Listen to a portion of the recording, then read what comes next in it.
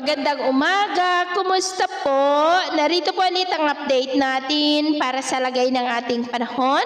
Ngayong umaga po ng January 26, 2025. Sa ngayon po ay lumalakas na ang hanging amihan at ito ay umihip na sa may Luzon at Visayas gaya po ninyong nakikita. Habang mayroon pong intertropical convergence zone na nag-extend po ngayon sa may Mindanao at ang shear line ay nasa northeast po ng Mindanao.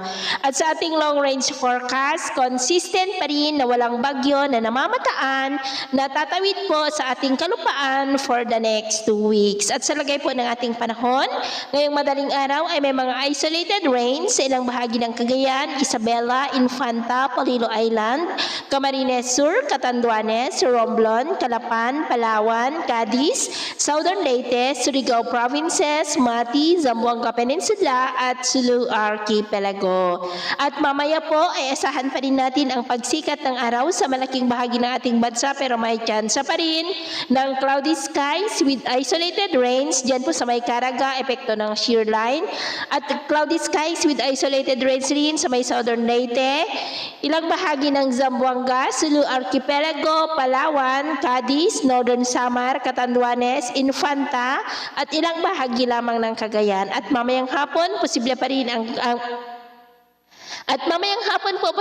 ang cloudy skies with isolated rain sa malaking bahagi ng Mindanao, Eastern Visayas, Central Visayas, Aklan, ilang bahagi ng Southern Luzon at Cagayan, kaya mag-ingat pa rin po tayo. At sa atin naman pong mga baybayin, dahil sa epekto ng amihan ay maalon po ngayon sa mga baybayin ng extreme Northern Luzon at Northern Seaboard ng Cagayan at Ilocos Norte. Ang mga alon dyan ay posibleng aabot po hanggang sa 1.8 to 2.5 meters height. Kaya hanggat maaari po, ay iwasan na muna natin ang papalaot dyan sa mga may kulay pula para mas makaiwas sa mga sakunang pangkaragatan. So, ito po ang latest update natin sa araw na ito. At ako po muli si James na nagsasabing sa kahit anong pagsubok po na darating sa ating buhay, huwag po tayong mawawalan ng pag-asa. Thank you and God bless!